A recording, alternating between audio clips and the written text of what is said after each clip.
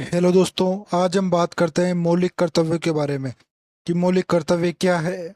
यदि आपको वीडियो पसंद आता है तो आप वीडियो को सब्सक्राइब कीजिए और लोगों तक शेयर कीजिए ताकि वो लोग भी इस वीडियो को लाभ उठा पाए। इस वीडियो में मौलिक कर्तव्य से संबंधित 50 सबसे महत्वपूर्ण सवालों के बारे में चर्चा करेंगे।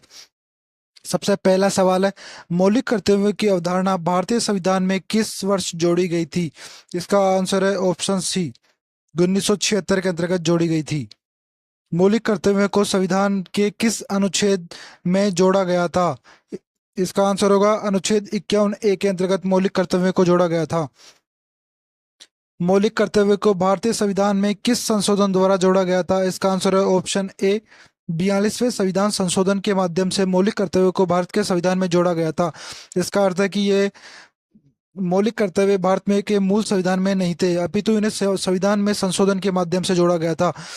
मूलतः मौलिक कर्तव्य की संख्या कितनी थी? मौलिक कर्तव्य की संख्या 10 थी मूल रूप से, लेकिन बाद में 86वें संविधान संशोधन के माध्यम से 11वां मौलिक कर्तव्य जोड़ा गया था। वर्तमान में भारत में मौलिक कर्तव्य की संख्या कितनी है? अभी वर्तमान में भारत में 11 है। मूल रूप से 10 थी, किंतु 86वें संविधान संशोधन के माध्यम से शिक्षा के अधिकार को जोड़ा गया था। मौलिक कर्तव्यों को किस भाग में शामिल किया गया था? इसका आंसर है भाग 4A के अंतर्गत शामिल किया गया था। भाग 4 में राज्य के नीति निर्देशक तत्व शामिल है। 11वां मौलिक कर्तव्य किससे संबंधित है? तो 11वां मौलिक कर्तव्य अभी मैंने बताया था आपको कि शिक्षा प्राप्त करना इसका उद्देश्य था। इसे 86वें संविधान संशोधन के माध्यम से जोड़ा गया था। मौलिक कर्तव्यों की प्रेरणा भारत ने किस देश से ली है? इसका आंसर है रूस से, सोवियत संघ से।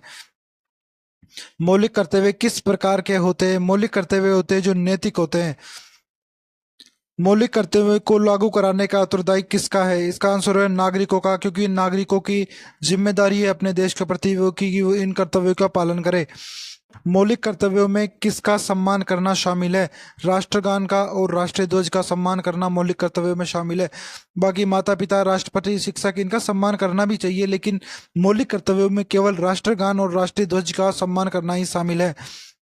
किस अनुच्छेद में बच्चों को शिक्षा का अधिकार दिया गया था? इसका आंसर होगा अनुच्छेद 21A के अंतर्गत। किस संशोधन द्वारा 11वां मौलिक कर्तव्य जोड़ा गया था? इसका आंसर होगा 86वां संविधान संशोधन के माध्यम से। क्या संविधान मौलिक कर्तव्य के उल्लंघन पर दंड का प्रावधान करता है? इसका आंसर है नहीं, लेकिन वो मौलिक कर्तव्य जिनको संविधान में संसद के माध्यम से विभिन्न प्रकार के प्रावधान बना दिए गए हैं, यदि उनका उल्लंघन किया जाता है तो दंड का प्रावधान है। भारतीय संस्कृति की महान परंपरा की गरिमा बनाए रखना किसका भाग है? इसको आंसर है मौलिक कर्तव्यों का भाग है। वैज्ञानिक दृष्टिकोण को बढ़ावा देना किसमें शामिल है? मौलिक कर्तव्यों में शामिल है। मौलिक कर्तव्य की व्याख्या कौन करता है? इसका आंसर है न्यायपालिका। न्यायपालिका संविधान में सभी चीजों की व्याख्या करती है। क्या विदेशी नागरिकों पर मौलिक कर्तव्य लागू होते हैं? नहीं, मौलिक कर्तव्य केवल भारतीय नागरिकों पर ही लागू होते हैं। क्या मौलिक कर्तव्यों को एनफोर्सेबल बनाता है? नहीं। किस रिपोर्ट ने मौलिक कर्तव्यों को संविधान में जोड़ने की सिफारिश की गई थी? इसका आंसर है स्वर्ण सिंह समिति की सिफारिश पर मौलिक कर्तव्य जोड़े गए थे। प्राकृतिक पर्यावरण की रक्षा करना किसका हिस्सा है? तो प्राकृतिक पर्यावरण की रक्षा करना हमारे मौलिक कर्तव्यों में शामिल है। क्या भारतीय नागरिकों को संविधान का पालन करना एक कर्तव्य है? इसका आंसर है हाँ। क्या मौलिक कर्तव्यों की जानकारी स्कूलों में दी जाती है? इसका आंसर है हाँ। क्या न्यायपालिका ने कभी मौलिक कर्तव्यों को लागू किया है? हाँ, कभी कभी लागू किया है। मौलिक कर्तव्यों की सूची कहाँ दी गई है? अनुच्छेद 51A के अंतर्गत दी गई है। समरसता और भाईचारे को बढ़ावा देना किसमें शामिल है? इसका आंसर है मौलिक कर्तव्यों में। सार्वजनिक संपत्ति की रक्षा करना यह भी मौलिक कर्तव्यों में ही शामिल है। मौलिक कर्तव्यों का उद्देश्य क्या है? नागरिकों में जिम्मेदारी की भावना लाना। मौलिक कर्तव्यों को किस अनुच्छेद के खंडों में विभाजित किया गया है? 1 से K तक। मौलिक कर्तव्यों के पालन हेतु सबसे आवश्यक कौन सी भावना है? संवैधानिक नैतिकता। मौलिक कर्तव्यों का मुख्य उद्देश्य क्या है? इसका आंसर है नागरिकों को दायित्वों की जानकारी प्रदान करना। देश की संप्रभुता, एकता और अखंडता की रक्षा करना, ये हमारे मौलिक कर्तव्य हैं। राष्ट्र की रक्षा के लिए सेवा देना, ये भी हमारा मौलिक कर्तव्य है। और ये किस स्थिति में है? केवल युद्ध काल में, शांति काल में, जब आवश्यक हो। तो उपयुक्त सभी काल में राष्ट्र की रक्षा के लिए सेवा देना हमारा कर्तव्य है। किस न्यायालय ने कहा कि मौलिक कर्तव्य संवैधानिक नैतिकता का प्रतीक है? ये बात सुप्रीम कोर्ट द्वारा की गई थी। सार्वजनिक संपत्ति को नुकसान पहुंचाना किसका उल्लंघन है? मौलिक कर्तव्यों का उल्लंघन है। बौद्धिक विकास को बढ़ावा देना किस मौलिक कर्तव्य से संबंधित है? इसका आंसर है वैज्ञानिक दृष्टिकोण से संबंधित है। मौलिक कर्तव्यों की उपेक्षा को किस रूप में देखा जा सकता है? नैतिक दुर्बलता के रूप में।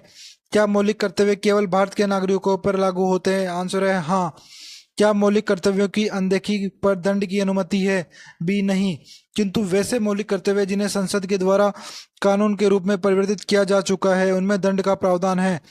ऐतिहासिक स्मारकों और धरोहरों की रक्षा करना हमारा मौलिक कर्तव्य है। सभी धर्मों के प्रति सहिष्णुता और सम्मान रखना यह भी हमारा मौलिक कर्तव्य है। मौलिक कर्तव्य की सूची में कौन सी बात नहीं आती है? इसका आंसर है कर देना। कर देना हमारा मौलिक कर्तव्य नहीं है, क्योंकि कर की अपनी सीमाएं निर्धारित की गई है। क्या सरकार विद्यालयों में मौलिक कर्तव्य की सीमा देने को प्रोत्साहित करता है? बिल्कुल हाँ, क्योंकि प्रत्येक पुस्तक के अंतिम या शुरुआत के पन्नों में मौलिक कर्तव्य लिखे हुए हैं। आप चाहे तो कोई भी एनसीईआरटी या कोई सी बुक खोलकर देख सकते हैं। मौलिक कर्तव्य की व्याख्या कौन करता है? इसका आंसर है न्यायपालिका। समानता की भावना किस मौलिक कर्तव्य से संबंधित है? बंधुत्व। बंधुत्व की भावना से संबंधित है। मूलभूत कर्तव्यों के प्रति जागरूकता कौन फैलाता है? सरकार व शिक्षा प्रणाली मूलभूत कर्तव्यों के प्रति जागरूकता फैलाती है। मौलिक कर्तव्यों के पालन में कौन सहायता कर सकता है? समाज, स्कूल, सरकार, सभी। क्या मौलिक कर्तव्य न्यायालय में लागू किए जा सकते हैं? इसका आंसर है कुछ विशेष मामलों में। क्या संविधान मौलिक कर्तव्यों की पूर्ति के लिए नागरिकों को प्रेरित करता है? हाँ। क्या मौलिक कर्तव्यों का उल्लंघन करने पर संसद कानून बना सकती है? बिल्कुल बना सकती है, और विभिन्न कानून बनाए भी हैं। यदि आपको वीडियो पसंद आया है तो आप वीडियो को सब्सक्राइब कीजिए और अधिक से अधिक दोस्तों के पास शेयर कीजिए। और इसी तरह के वीडियो देखने के लिए आप लगातार हमारे चैनल पर बने रह सकते हैं। धन्यवाद।